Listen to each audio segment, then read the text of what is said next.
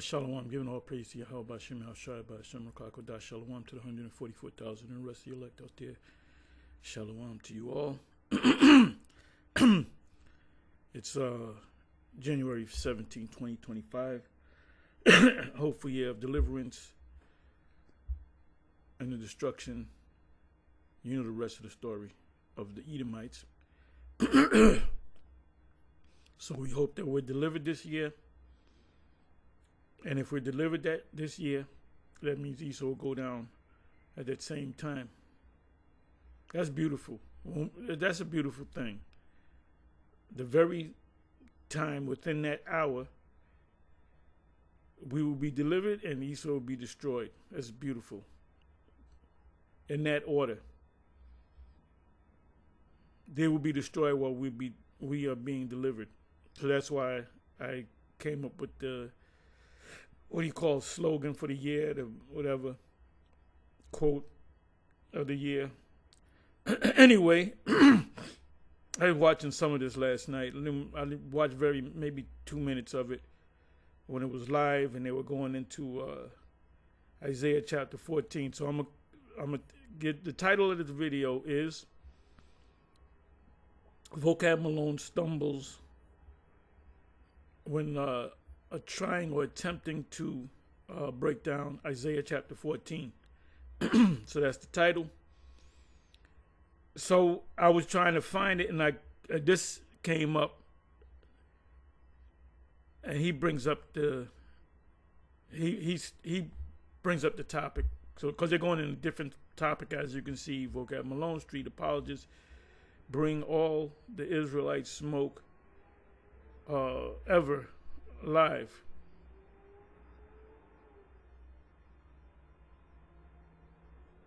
Should it be brings all the Israelite smoke ever?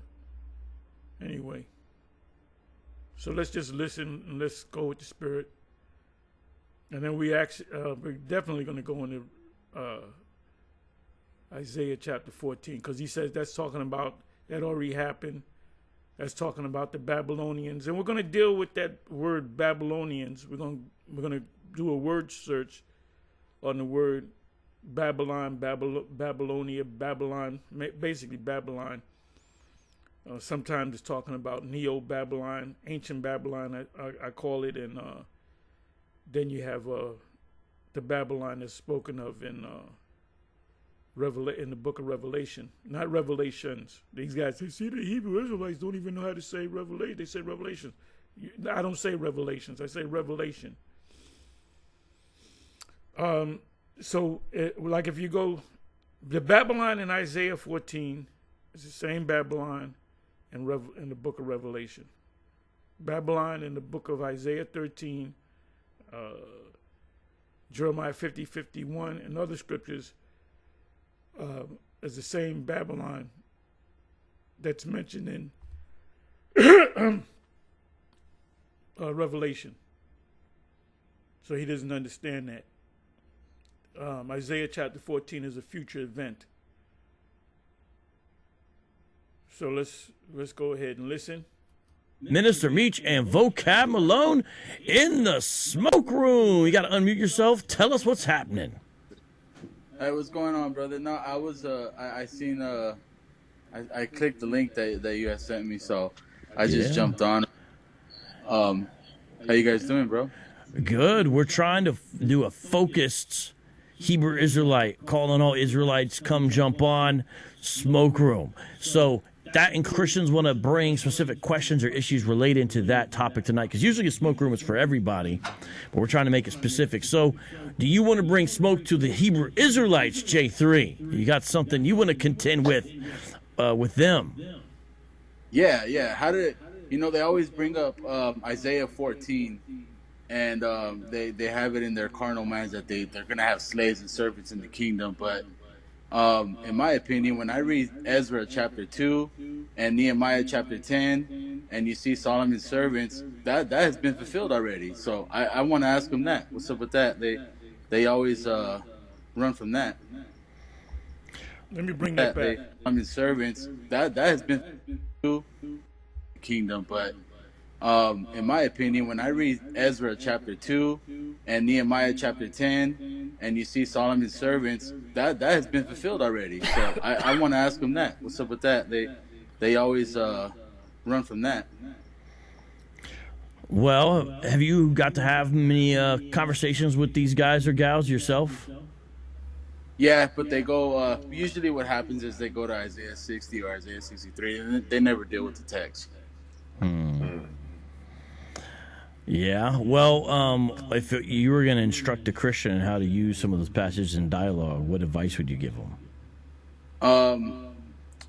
I would have them really study the historical context of just Judah, like going into captivity and then coming back from Babylon. Just to study Ezra, Nehemiah, that whole historical context, and you'll see. We can just stay in Isaiah 14, and we're going to see. Now he just said, no, let me bring this back. I'm sorry. Let me let you hear this again. The historical context. What advice would you give them?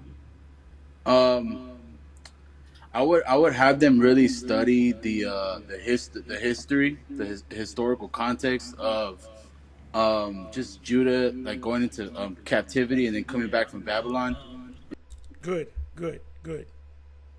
Now, let's deal with Judah in the history and coming back from Babylon. Where was Israel at? The rest of Israel. Keep in mind Isaiah 14 mentions Jacob, and then it mentions Israel. Isaiah 14, chapter 14 will come to pass, the first two verses, when Judah and Israel come back together. That's why I said I'm going to deal with the word Babylon. I'm going to definitely have to go into Jeremiah 50 and Jeremiah 51. This is basic stuff. Just to study Ezra, Nehemiah, that whole historical context, and you'll see. Pretty basically, just read. Oh, my bad. Is that my phone? So we the Israelites, according to him, we don't understand because we don't read this, and you got to study this, and you guys are not going deep enough. This is why I say call the cops on them. Just Judah, like going into. Is that my phone talking? Yeah, okay, my phone was. I had the show on. I knew it. That's my bad. Shout out to Andrea. Andrea runs the Street Apologist radio Instagram page and does an amazing job. And also shout out to Salvation for All, like in the name, for the super chat. You get the heroic. Yeah, Salvation for All Israel. Not all. Intro. That's for you. All right. So yeah, that's good. This is fair use. He played that music. I don't know if they're going to get me on that. This is fair use. Go ahead, brother. My bad. Go ahead. No, yeah, I would say too, like just like when you're dealing with anybody else, that any other, any other cult, like don't let them go to. Cult means worship. Roman Catholics that's a cult. Jesus getting the 12 together, that's a cult. They were called Christian first in Antioch. Acts 11:26, Christians, that's a cult. The Pharisees, a cult. The Sadducees, a cult. The scribes, a cult. Jehovah's Witness, a cult. Mormons, a cult. Calvinists, a cult. You know, they use that buzzword cult. Cult just means worship. A different verse, like make them deal with the text. Right. Because what you coined the Hebrew hopscotch, that's what they do a lot. You know, you bring up a verse. That's what you just did. You went from Isaiah 14 to Ezra 2 to Nehemiah 10. Then you mentioned another scripture. So you're doing the Hebrew hopscotch. And Vocab does the same thing. He'll go to one, and now let's go to this. That's Hebrew hopscotch. What's wrong with Hebrew hopscotch? And they go to Isaiah 28. Precept must be upon precept, but they actually never deal with the text that you brought. They want to go somewhere else. Yeah, because precept must be upon precept. To answer one thing, you have to go to. Sometimes if you, There's a lot of examples, man. Sometimes you might go in the book of Revelation and the answer might be, Revelation chapter 20. It speaks about the serpent, that old serpent, the devil, Satan, bound with the first precept that should come to mind is Genesis, that the serpent in the garden. So we know that's not an actual serpent. Revelation 20 is not an actual serpent, dragon, devil, Satan. To try to make it seem like it contradicts the text that you brought. Yeah. Let's see what DWC says. Isaiah 14 literally doesn't speak of the Israelites having slaves in the kingdom. It literally refers to the king of Babylon and Babylon falling in that time. They really don't know history. You know what? Meech, can you go to Isaiah 14? You're the DJ. Meech is the one running Logos. So we got Logos up, the Bible software. And the way we got it is Meech is doing it. We got a couple great apologists in the building before we transition to slides. We got In Context with Jim Green. Everyone subscribe to his channel, please. And we've got Alton Johnson. Everyone subscribe to his channel as well. And we've also got IOCK. I guess you could subscribe to him, too. He's a little wild, but it's all right. He does some fun stuff, bro. Yeah. He does have some fun stuff, though, doesn't he? And I'm going to really be happy when Yahweh Ba'ashem Hawashai brings a judgment mainly against these Christians. That's going to be a happy day. Oh, happy day. That's a song. I can't sing. But I want to see these, Psalms 91, when we're in the ships and we see Christians with Bibles getting zapped. That's going to be a beautiful thing. Especially you Israelite Christians. I'm going to be happy to see you go than the white man. I hate you motherfucking Christians, man. You bunch of devils. What's some of the wild stuff he's got on there? Yeah, he's got some wild He's stuff. got a good page. Yeah. If you guys want any like type of Israel Hebrew Israelite news, go to his channel. Right. Most likely he's talking about the beef and what's going on. Right. All right, so we're switching over to Isaiah 14 now. It's on the screen. So, Meech, how do they use this, and what do we want to show as far as dealing with the person in the live chat? DWC was bringing up how it has to do with Babylon. You want to comment on this? Is this a passage you've dealt with before or looked at before? I haven't dealt with this specifically, but I've dealt with others like this, like Isaiah 60. That's another one they like to go to. Yeah, we like to go to it because it talks about slavery. When did Isaiah 60 take place? I haven't dealt with this specifically, so if you want to take this one over, I can read for you. Well, briefly, everyone just look at verse 1 and 2. These are the main places that a one Wester will use this as proof that they're going to have Gentile slaves. For the Lord will have compassion on Jacob. So we understand Jacob's synonymous a lot of times with Israel, and you see it there. It says, that's true. And will again choose Israel, and will set them in their own land, and sojourners will... Why does it say, for the Lord will have compassion on Jacob, and will again choose Israel? Isn't he saying Israel 2 times? You just said that Jacob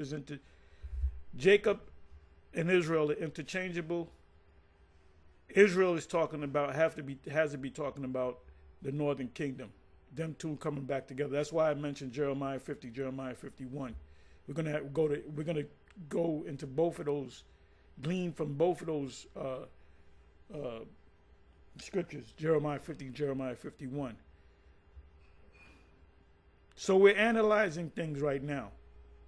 We done gave you all the breakdowns. So how do you break down Revelation 11? Go to the web, put a GMS or whatever. You can go to you can go to my sites, put in Revelation 11, you'll find it. They blocked me for 3 months on the site that I've been using for the last couple of years. I was going good. So I'm using this one now. You can go on any of the apostles, the bishops, the elders, the different state GMS camps, and you just you search. You don't have to search long, and you put in Revelation 11, and you will get a handful of brothers breaking it down the right way. Will take them and will attach themselves to the house of Jacob. So this is all interesting because you ask yourself, what's going on so far? Because notice how it says sojourners will join them and will attach themselves. Mm-hmm. Does this sound forced to you? No. Okay, sojourners. Okay, now this is not the King James. In the King James, the word for sojourner is strangers. So now when you look up the word sojourner, let's look up the word sojourner. Give me a second. I got to write this right because it's spelled a little funny. Or is it? I don't know. Sojourners.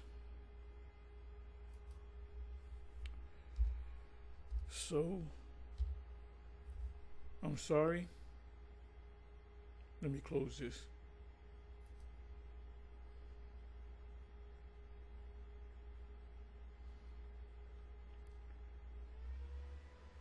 Oh, okay.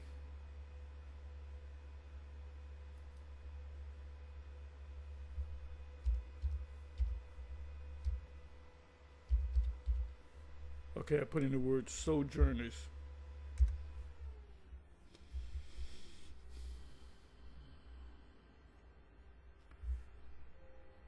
Leviticus 25 and 23, King James, the land shall not be sold forever, for the land is mine, for ye are strangers and sojourners with me.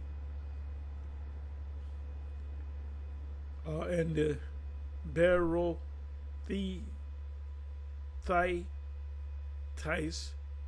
fled to Gittim and were sojourners there. For we are strangers before thee and sojourners, as were all our fathers. Our days on earth are as a shadow, and there is none abiding. Let me open this up. You got camps out there, they'll read Isaiah 14 and 1, and it says the stranger shall be joined with them. And the 7 used to teach that the strangers are other nations trying to cleave through Christianity and so-called Jayism. That's what our Ariel used to teach. Did the research, I found out that the word stranger are Israelites following the prophets. See, when we teach this word, and the guy, when we came on the scene on YouTube, 2007, the brothers that you see in the camps now, they basically saw the YouTube videos and they say, where are these guys at? They're on 34th and 7th. I'm going down there. They were out there for about a good 6 months, and then a lot of those guys were became a part of the camp. So they were considered strangers. It says, for we strangers before the sojourners, you know what I'm going to do? Let me open this up. See what it's talking about.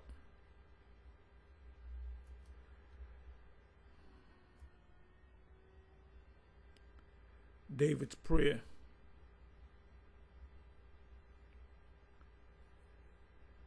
Okay, you know what I'm going to do? Let me do this. Let me just go to Isaiah.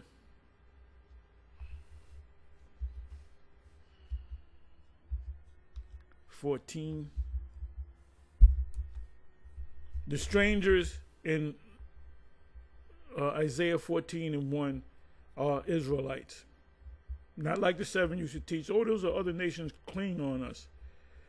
For Yahweh will have mercy on Jacob and will yet choose Israel. Jacob and Israel is talking about the 2 kingdoms coming back together, and set them in their own land. Now, they're going to say, oh, that's talking about when they were freed from the Babylonians, Nebuchadnezzar, Nebuchadnezzar, the Neo-Babylonian Empire. The Lord said that we were going to be set back in our own land. and the strangers shall be joined with them, and they shall cleave to the house of Jacob.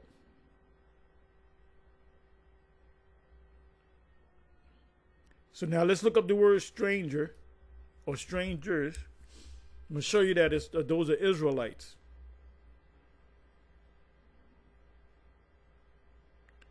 Because when the Babylonians took us down, we knew that we were Israelites. The 70 years in Babylon, we knew that we were Israelites who were speaking Hebrew. We had to speak their language, but we knew our language, and they gave us Babylonian names. Daniel had a Babylonian name. Meshach has Shadrach, Meshach, and Abednego. Those are Babylonian names for the three, as they say, the three Hebrew boys. But we still spoke Hebrew. We still prayed to our power. Then there was a time when the Babylonians took us down. It was Esau that egged them on. Take them down. Oh, one is escaping. I got one for you. You can kill him too. And that goes into that's Psalms 137, is it? And 8. And also in the Apocrypha. And first, I believe it's First Ezra 4. It's also in Obadiah. Obadiah 1 verse 10. Lord will have mercy on Jacob, Yaquab, and yet choose Israel. That's the two kingdoms coming together, and set them in their own land, and the strangers shall be joined with them.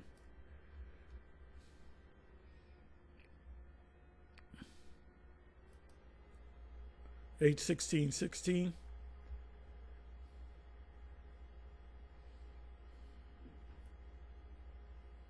So you got people that ask us questions that might even know about Israel, might be in a camp or whatever, and they'll ask a question, well, it says strangers, isn't it talking about other nations? And they'll expect us to give you the answer because we do the research. So you don't do the research, so that's why you get stuck. IUIC, they get stuck because they don't go deep. They don't go into the Hebrew. Okay, let me see. So the word there is God, right?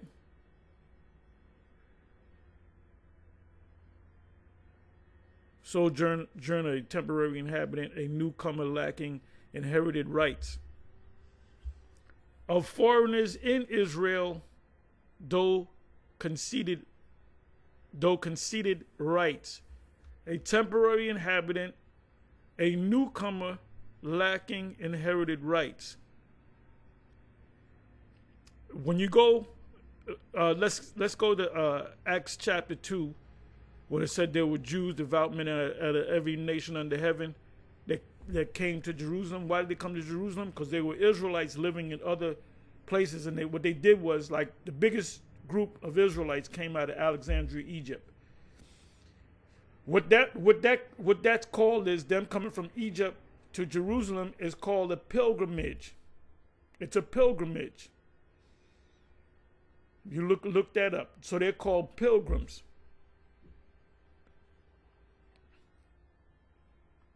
So they came to the land, and then at the end of the Passover, the end of the Deuteronomy 16:16, they went back to their land. Some of them went back to Alexandria, Egypt. Some of them went back to wherever they lived. And then the next high holy day that they were required to come, they would do another pilgrimage to the land. That's why the first act of spiritual power, when John the Baptist said, I baptize you with water, he that cometh will baptize you with, did he say water and fire? The fire came down on each of the 12, and they were able to speak in other tongues. That was the first act of spiritual power. Yahushua told them that they will receive power not many days hence. So why did the Spirit make them speak in different languages? Because you had those Israelites that were scattered through all those different lands that didn't speak Hebrew. They probably spoke some broken Hebrew. They knew a couple of words. They were probably able to read the Torah, but they would read it slow and, stumble over words or whatever. They probably knew little phrases here and there, but they didn't speak fluent Hebrew. So they spoke whatever language that they came up in. Because remember, we were scattered. So the Most High set it up where I'm going to push this gospel out, but I'm going to make, and like us, we push this gospel out through the web. So it goes out to have millions of people, billions of people, right? Yahweh, the Most High said, I'm going to bring the people to Jerusalem, and then I'm going to put the Spirit on the apostles, and they're going to speak in these other tongues, and these people are going to be amazed how these guys, and one guy said, they even said that. He said, how are these guys able to speak this language when they're Galileans, meaning the native tongue of the people of Galilee was the Hebrew language. Okay? So this word stranger is talking about an Israelite living outside of the land, lacking inherited rights. If somebody from a family from Alexandria, Egypt says, we want to live in Jerusalem now. We want to live in the land of Israel. First thing they would do is say, what tribe are you? I'm tribe of Judah. Okay. They would take the plot of land where Judah dwelt. And they would get a plot of land and they would say, okay, this is your land. You can live here now. These small hats call that the right of return.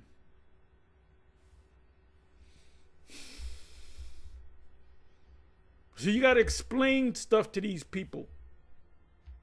That's a topic right there. Because people don't want to do the research. They'll just, let me go to this brother and ask him a question. Try to explain it first. Try to get the understanding, and then when you don't understand it, I did the research. I don't see it. Could you help me out? Ain't nothing wrong with that. And we say that on when we doing our life. If we quote a scripture and we don't want to go to the scripture, he says, somebody help me out, put the scripture up there. And somebody's obliged to put the scripture up. Okay, so now let's deal with the word stranger now. How many times is it? Let me see. You know what I'm going to do? Let me go over here. So this stranger in Isaiah chapter 14 is referring to Israelites born or lives outside of Israel that possess no inherited rights unless they put in a claim. I want to stay in the land now. Okay, we're going to give you a piece of land.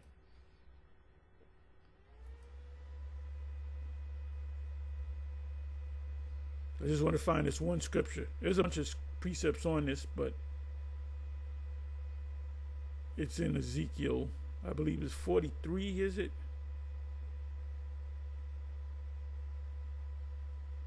I believe this is it. Okay, this is the go-to scripture. Ezekiel 47:23. And it shall come to pass that in what tribe the stranger sojourneth, a tribe of what? A tribe of Israel. We're going to look up that word tribe. There shall ye give him his inheritance, saith Yahweh. So somebody from another land, an Israelite from another land that's a Gadite, they're not going to give him a land in Judah. They're going to give him a land among the land of Gad.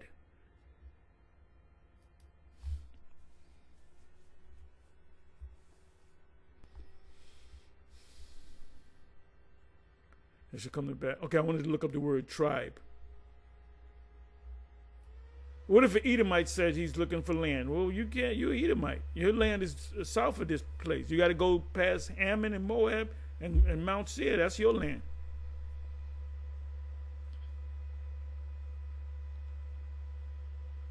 What am I looking for?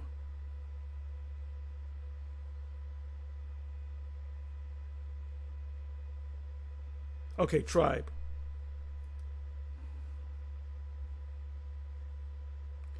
the word is Shabbatah.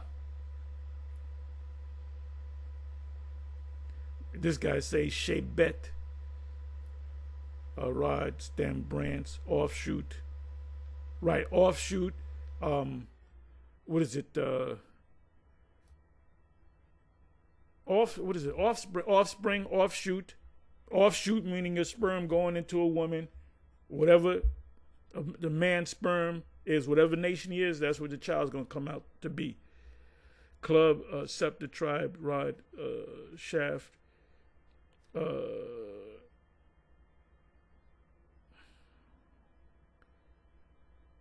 Right, it's talking about the tribes of Israel.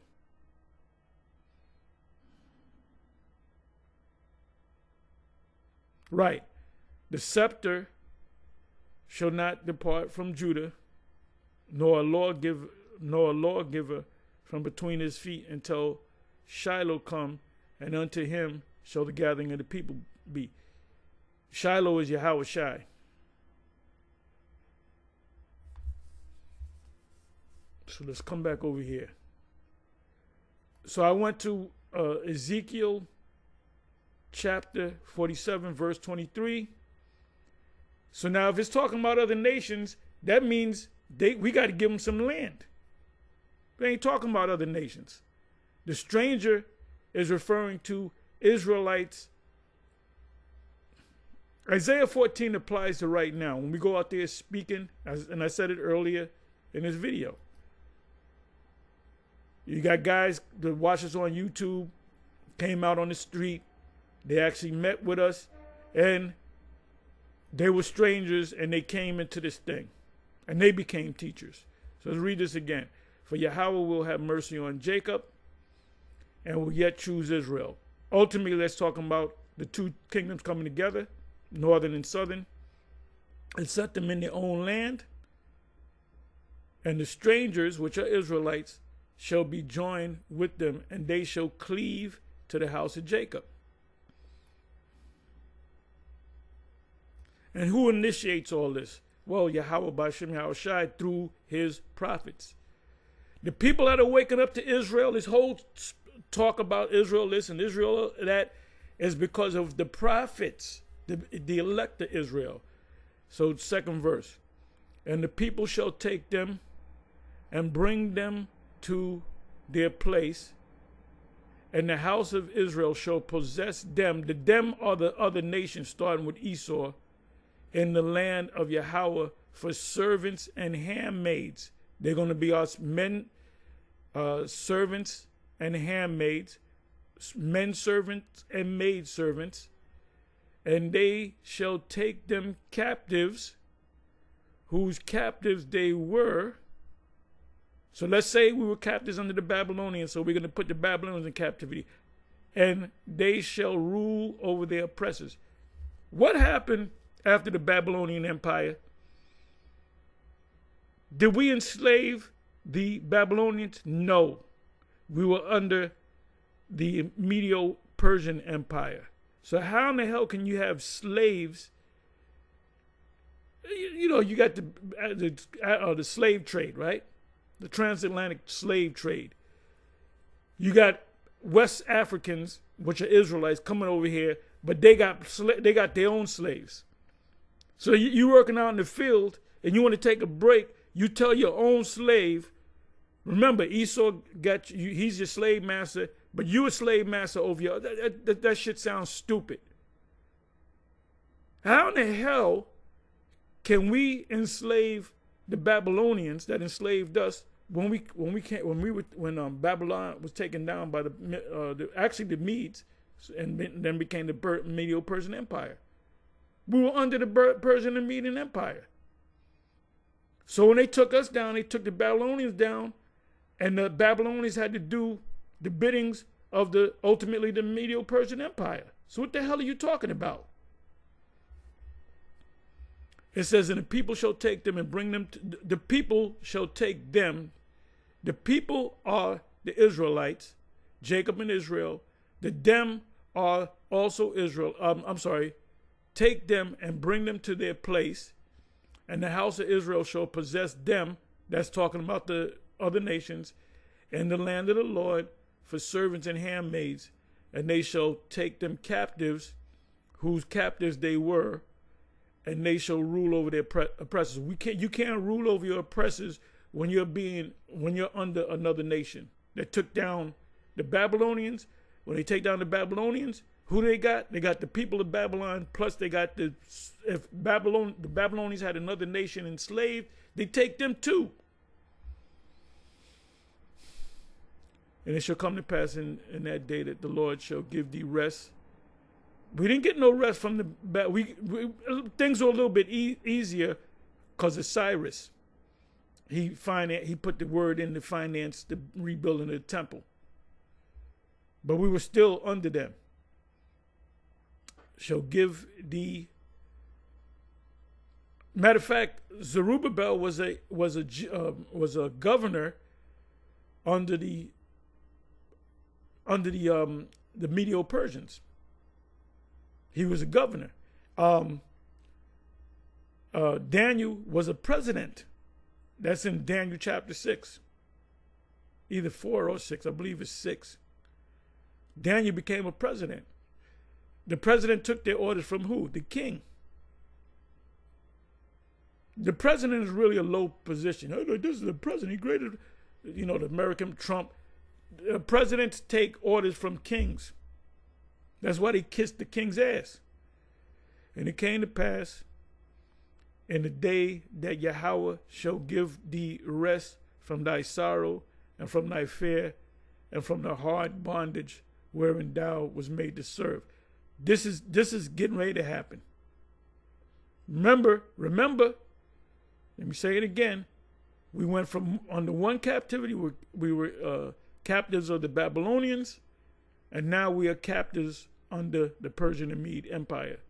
If you're captives under another nation, you don't get the previous nation that put you in captivity, and they're going to be our slave. It doesn't happen. It doesn't happen, vocab.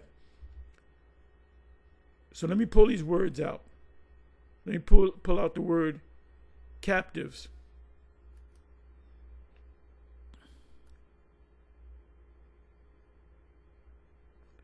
And this is called an exegesis. Exegete. You're going into one verse and you're doing a study on that one verse or two verses. Matter of fact, I'll look the word up. And it's not a Christian term. It's a term when you're dealing with literature. But the Christians kind of use it. Let me see. Captives. Let's look up the word captives. Back to the basics, back to the basics, back to the basics. The word there is a shabah. To take captive, captive, to lead captive, to be taken captive. Were we not as a people taken captive under the Persians and the Medes? Yes, we were. Even though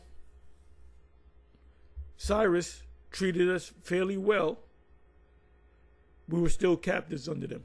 And another thing, as I said, if you're under a nation, another nation greater than that nation takes that nation down, it takes you down too. Unless that nation frees you. Let's come back over here.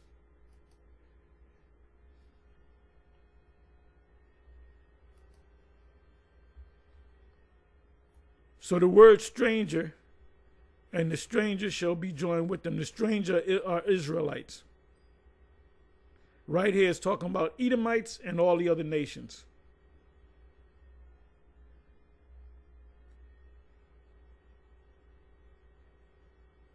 It said that thou shalt take up this proverb against the king of Babylon. How hath the oppressor ceased? The golden city ceased. That's talking about now. When we go out on the highways and the byways and we do these videos, Yahweh hath broken the staff of the wicked and the scepter of the rulers. He who smote the people in wrath with a continual stroke, he that ruleth the nations and anger is persecuted and none hindereth. The whole earth is at rest. Wait a minute. The whole earth is at rest. And it's quiet. They break forth into singing. Did the Babylonians take over the whole and put in captivity the whole world, the whole earth? It said the whole earth. If that was the case, they would have ruled over the northern kingdom, which were on the other side of the world.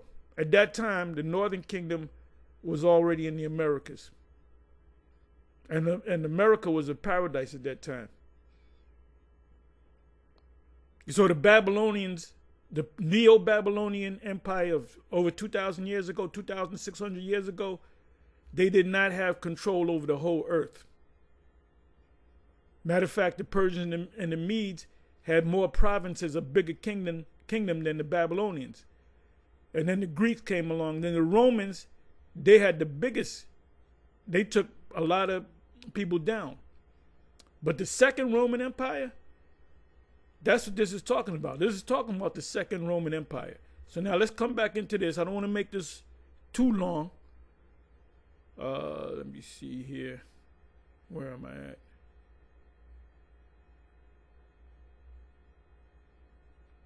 Okay, so now let's come back to this. Not going to be too long. And also, what are scripture verses about sojourners? Everyone should keep the context in mind about what it says about sojourners. So you should be thinking of that way because it's mentioning sojourners. Like, okay, the peoples will take them and bring them to their place. And the house of Israel, now here's the key focus that they focus on. So, we're looking at the whole thing. The house of Israel will possess them in the Lord's land as male and female slaves. They will take captives those who were their captors and rule over those who oppress them. So, just like the said, DWC, this is about Babylon. How do we know? Can you read the very next verse, Meech? So we can put Babylonians in captivity while we were captives under a new kingdom, the Medes or the Medo-Persian Empire. Doesn't make sense. Doesn't make sense. That's why I said call the cops on them. Don't deal with them. Verse 3? Yeah. Yes. When the Lord has given you rest from your pain and turmoil and the hard service which you were made to serve, you will take up this taunt against the king of Babylon. How the oppressor has ceased, the insolent fury. Let's look up the word taunt. The prophets are taunting them. We're telling them that you going into captivity. Why am I? What's this guy? Tucker Carlson. Well, why am I going into slavery? And I kept telling them, I kept giving the reason why. I said, did not you put us into captivity? And Esau, they can't say, no, we never did that. Or my foreparents did that. Okay, good. Let's go back to Isaiah 14 and 21. Then we got to go into the argument of reincarnation. You are your fathers and reincarnated. So you committed that sin 20 generations ago, but now you slid through it and didn't get punished, but you keep coming back and reincarnated. So we might get you in the 10th generation, we might get you in the 5th generation. Ultimately, you're gonna get got. All right. What did I say I was gonna do? Oh, yeah. And it shall come to pass in the day that Yahweh shall give thee rest. No, did he go to the 5th verse?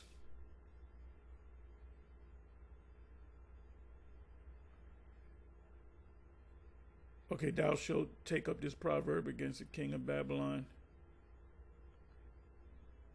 Now it says taunt right there, right? It says, in the King James, it says that thou shalt take up this proverb or taunt against the king of Babylon. Who's taking up this proverb or taunt against the king of Babylon? The prophets. How have the oppressor ceased? Meaning your kingdom's going down, the golden city ceased. Yahweh have broken the staff of the wicked, and the scepter of the rulers He who smote the people in wrath with a continued stroke, he that ruleth the nations in anger is persecuted and none hindereth. And it says the whole earth. The Romans didn't have control of the whole earth. The Babylonians didn't, and the Medo Persians didn't. So it's not talking about the ancient Babylonians. So now let me go to, I'm gonna get ready to land this plane. Let me go to Jeremiah 50.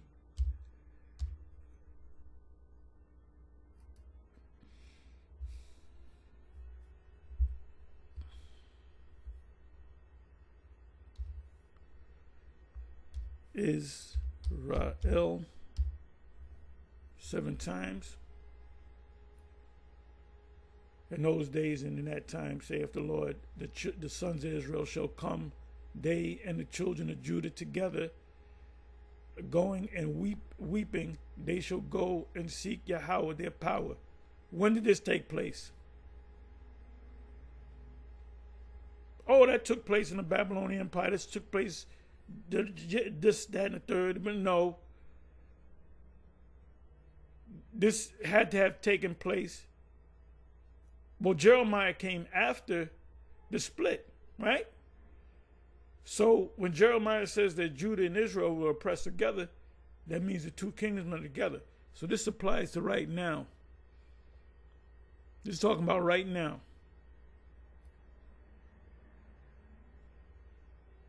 Israel's a scattered sheep. We're going to be brought back together. 18 verse. Therefore saith Yahweh of hosts, the Most High Israel, behold, I will punish the king of Babylon and his land as I have punished the king of Assyria. This Babylon is talking about America. Hence Revelation chapter 18. And I will bring Israel again to his habitation, the land, and he shall feed on Carmel and Bashan, and his soul shall be satisfied. Thy rest from thy hard bondage that thou was made to serve, Isaiah 14. So Isaiah 14 and Jeremiah 50 talking about the same event, upon Mount Ephraim and Gilead. This is getting ready to happen. In those days and in that time, saith Yahweh, the iniquity of Israel shall be sought for, and there shall be none. I love this scripture, this precept. And the sins of Judah, and they shall not be found, for I will pardon them from whom I reserve. Ultimately, that's talking about all Israel. Stop listening to that black blockhead, Bishop Nate, talking about Israelites is going to burn in hell. Hell, Edomites are not going to burn in hell. Let me read that again. In those days and that time, the Lord, iniquity of Israel sought after. That means the new covenant. When it mentions Babylon in Jeremiah 50 or Jeremiah 51, it's talking about the prophecies. Is talking about the same. Says the same thing in different words in Isaiah 14.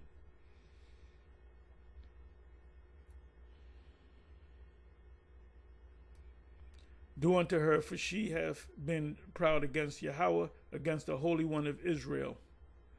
Call together the archers, these are the missiles, against Babylon, America.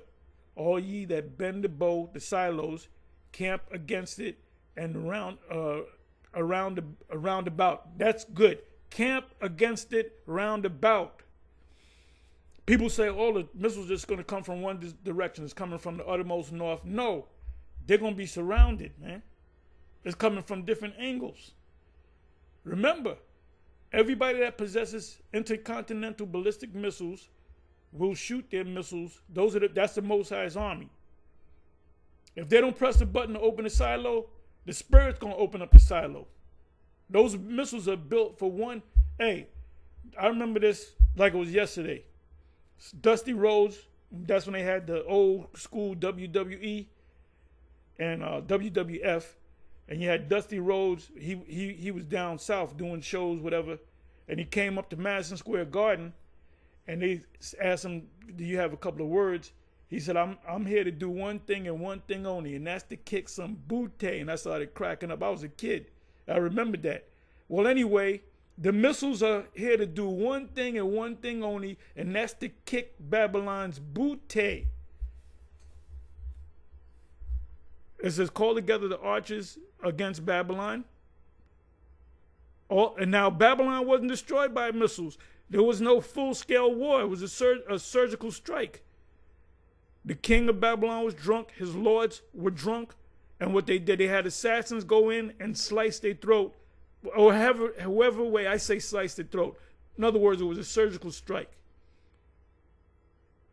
And that's a beautiful thing because you don't want to destroy it. You want to have the land intact. You don't want to destroy the land and you got to build the land back up. You want to take the guy out, okay, we're the new rulers over you. All right? Call together the archers. Modern day archers are the ICBM against Babylon, America. All ye that bend the bow, silos, a camp against it round about. So you're going to have French. If you look up the NATO nations that possess ICBMs, France possess ICBMs and UK possess ICBM missiles. Germany doesn't, and the rest of them don't. You know what? Let me do this, because you might say, oh, you're just making that up, Tar. Let me do this. Oh, this right here, DeepSeek, is similar to a chat GBT, but it's even better. And this is out of China. I mean, but you gotta, it's free, and you're asking any question. You put in GMS Israelites, it'll probably give you all kind of ISU, it'll give you all kind of information. Anyway, let me do this. Give me a second. Get my bearings straight.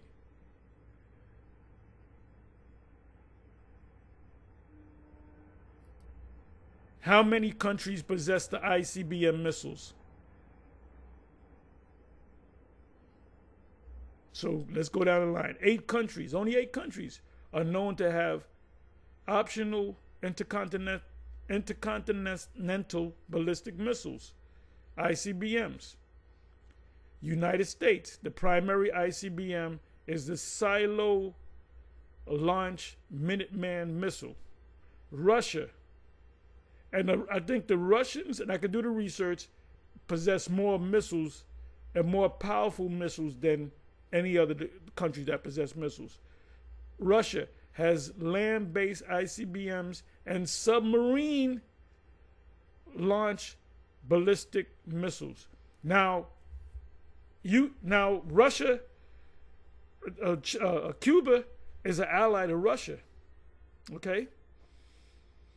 So the Russian submarines, they can dock in Cuba. Remember the Bay of Pigs event in 1962 during the Kennedy administration.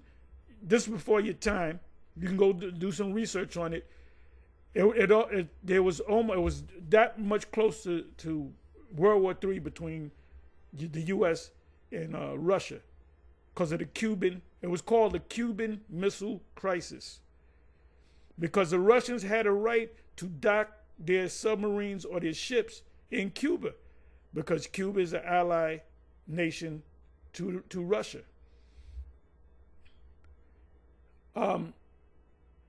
China has land-based ICBM missiles. Now the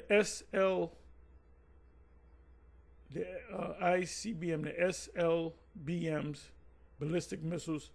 Somebody help me out. I'm not going to look for it. French has SLBMs. India has ICBMs.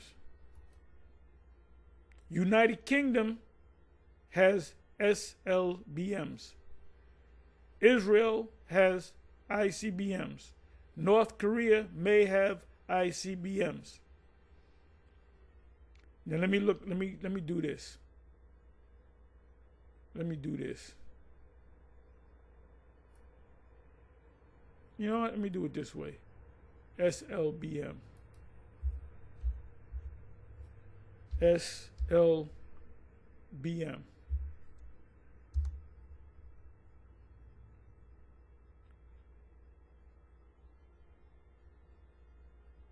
Okay, so now I know. Submarine launch ballistic missiles. I learned something new.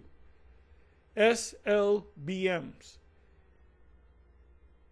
Submarine launch ballistic missiles.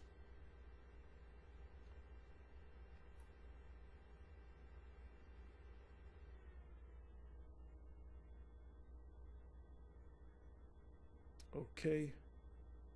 Okay, has Ohio class submarines that are armed with SLBMs, submarine launch ballistic missiles.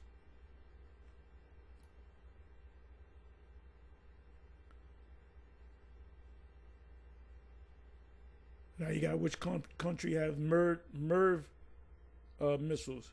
What is the best missile system in the world? Let's see what that says. Drum roll, please. What is the best missile system in the world? Victory S-400, also called the S-400, Triumph and Triumph. It is a mobile surface. There's a picture of it. Mobile service to air missile system developed by Russia's Almaz Central Design Bureau, is the best air defense missile system in the world. That means it can do the most damage. The best missile systems, you got the Satan II. You got the Satan II. The Russians have the best missile systems on the planet. So they're going to do the most damage.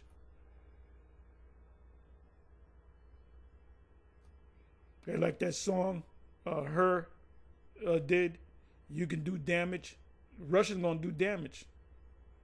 They're going to do so much damage that Babylon's not going to get back up. The root, the scriptures speak about the root, the tree, the root, not going to be built back up. Isaiah 14. So that's what Isaiah 14 is talking about. Isaiah 14, as you read the rest of the chapter, Isaiah 14, and that's a beautiful breakdown. Isaiah 14, I'm not going to go into the whole thing. These Christians have no idea what this Bible is all about, and they suck when it comes to prophetic scriptures, and that includes Wes Huff. If you're watching Wes Huff, you don't know the prophecies. And we damn sure Vocab don't know. Anyway, let's listen to a little bit more. Then we're going to close. Ceased. So you want me to stop there? Well, yeah. So you notice so who's the taunt going to be against, everybody? Oh, the king of Babylon. Yeah. So everyone should see that. And these are Israelites who are going to be released out of Babylonian captivity. Lord. So we're in captivity, harsh captivity, and we're taunting them. The fuck are you talking about, man? You don't know what the hell you're talking about. You do not stay away from the prophecies, Vocab. Stay in your lane. Stick to the John 3:16 scriptures. None of you clowns know the prophecies. Lord is giving you rest from your pain and turmoil. So this is talking to them then. Hard service. Well, when did that happen? It's talking about Babylonian captivity, which you're made to serve. You will take of this taunt against the king of Babylon. So it doesn't make sense to say this unless it's talking about what it's talking about. How the oppressor has ceased, insolent fury has ceased. The Lord has broken the staff of the wicked, deceptive rulers, and struck the peoples in wrath with unceasing blows. It's about when Babylon conquered them. And so that's the context.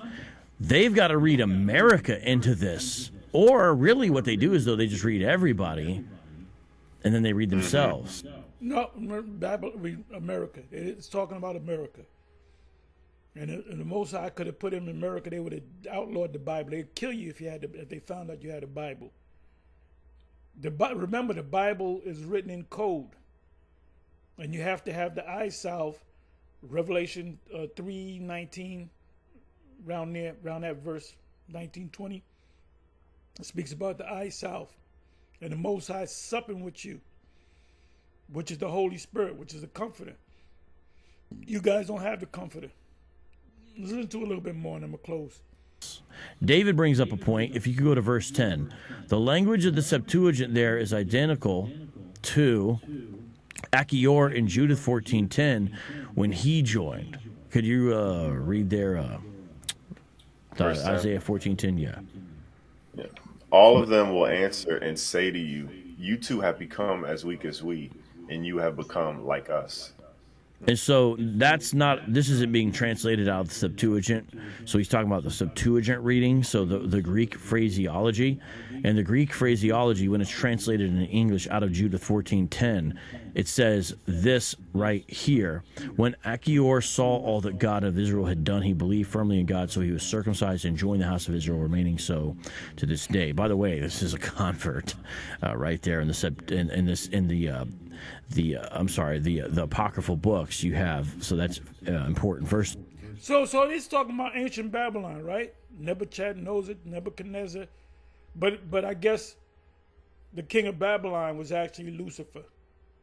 All the time he was Lucifer. Of all, but he's making the point that the phraseology in the Greek matches this. And so you have a clear indication of what's going on. You have some people who are basically coming willingly. So it's not just, hey, we're going to have slaves. It's also these people are going to be joining up with us willingly. And then you have this, which is the next verse I was going to get to, but we got a great live chat tonight. They're on it. IOCK brings up this. If you could go to Ezra 2:1, Meech, please. Ezra 2:1 plus 64:65 destroys their use of Isaiah 14. And so, what's Ezra about, everybody? Well, it's a post-exilic book. So you have Israel coming back from captivity, and look. And they were under the Medo-Persian Empire. They were under the fact that they were able to build the temple, the temple to the Lord, is because of Cyrus. Look what Ezra 2 says in verse 1, and then we'll go to the end of it. Now these are the children of the province that went up out of the captivity, of those which have been carried away, whom Nebuchadnezzar, the king of Babylon, had carried away unto Babylon, and came again unto Jerusalem and Judah, everyone unto his city. So this is direct correlation to Isaiah 14. Yes, everyone should see Isaiah 14 is clearly a prophecy. Where does this say that they're going to bring them into captivity? Now, those nations, when they were building the temple, that's also in Ezra, right? Ezra 4. Let me let this play, and I'm going to go to Ezra 4. I believe it's Ezra 4. About the end of the Babylonian captivity. What's Ezra 2? It's about the end of the Babylonian captivity. So it's being fulfilled. It's clearly the same thing. And now when you go to the end, verse 64, 65, it's important to see what happens. They simply don't like this because they want it to be future enslavement of a bunch of people, and it's like it destroys their misuse. But look what verse 64 and 65 says. The whole congregation together was 42,303, beside their servants and their maids, of whom there were 7,337. There were among them 200 singing men and singing women. So did Israel talk about the servants, right? Where does it say those servants were Babylonians? Didn't say that. It did not say that. There. Yep. Do you guys see that? I was going to say, too, and not only that, in Nehemiah chapter 10, verse 28, all the way down to 30, you see those temple servants, those non-Israelites, they get sworn into the covenant. So that kind of just... Were they Babylonians? Did they enslave the Babylonians? No, they did not. Throws a wrench into theology as well. Brother, could you bring that one up? You said Nehemiah 10? Yeah, Nehemiah 10, verse 28. I'm definitely spelling this wrong.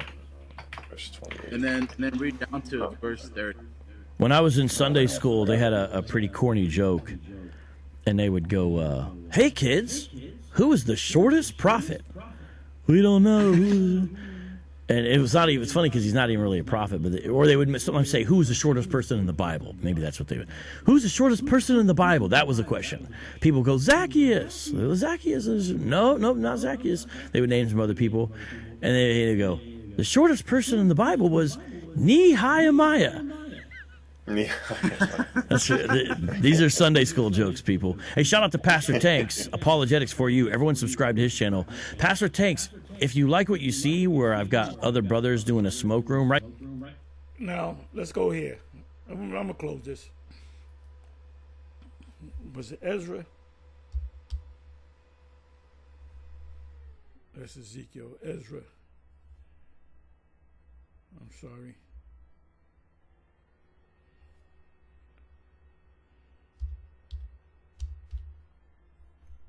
Okay, Ezra 4. Let's see if I'm at the right place. I'm positive I am. Adversaries. This is when they were building the temple, so this is after post-Babylonian captivity. It says, now when the adversaries of Judah and Benjamin heard that the children of the captivity builded the temple, they were captive under the Babylonians and Medo-Persians. I have to keep saying that because people forget. And actually it was the Medes first, and then you had the co-region, a co-rule.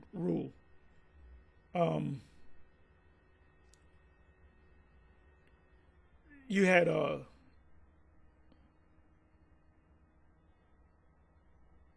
what's another term? Bayumviret, I guess you can say, which is a co-ruler. The Medo-Persians were co-rulers, but the Persians became greater than the Medes. But it was the Medes, Darius, that put the order out to have the king of Babylon assassinated. Then they just took over the land, and whatever was in that land, the captives that they had, they became captives under them. So it says, now the adversaries of Judah and Benjamin heard that, and that shows you that they were not adversaries to the rest of Israel. Isaiah 14:1 says Jacob and Israel. Israel's talking about all the tribes coming back together. It says the same thing in Jeremiah 50. Judah and Israel shall be oppressed together. Judah and Benjamin heard that the children of the captivity builded the temple unto Yahweh, the Most High of Israel. Then they came to Zerubbabel, which he was the governor of Judah, and to the chief of the fathers, and said unto them, let us build with you, for we seek your power, as ye do, and we do a sacrifice unto him since the days of Hasur-Haddon, king of Assyria, which brought us up hither. What is this talking about? I'm leaving it up to y'all. Who is this guy? Hasur-Haddon, king of Assur. Who's that? And what's that all about? What's that all about? These people said, we're going to build with you because we do sacrifice unto him since the days of the Yahweh, since the day of Hasur-Haddon. You know what I'm going to do? Let me just I don't got to open this up. I'll let y'all do the work. But Zerubbabel and Joshua, the high priest, and the rest of the chief of the fathers of Israel said unto them, ye have nothing to do with us. And who else was in this? Ezra was also into this. Well, this is the book of Ezra, of course. Ezra was around. Remember when Ezra they read the law before all Israel, which were the Israelites that were there in the east. Ye have nothing to do with us to build an house unto the Most High, but we ourselves together will build unto Yahweh the Most High of Israel as King Cyrus, I mentioned Cyrus, the king of Persia, have commanded us.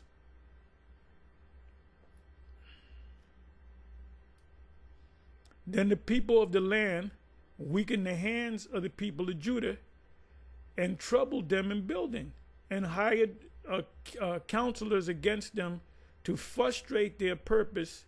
And that's what the Jays do. When they lawyer up, they get counselors to, how can we upset their purpose? All the days of Cyrus, king of Persia, even until the king of Darius. This was a different Darius. You had Darius the Mede, then you had Darius the Persian, king of Persia. And in the reign of Ahasuerus, which is Xerxes in the movie 300, okay? He's also in the book of Esther.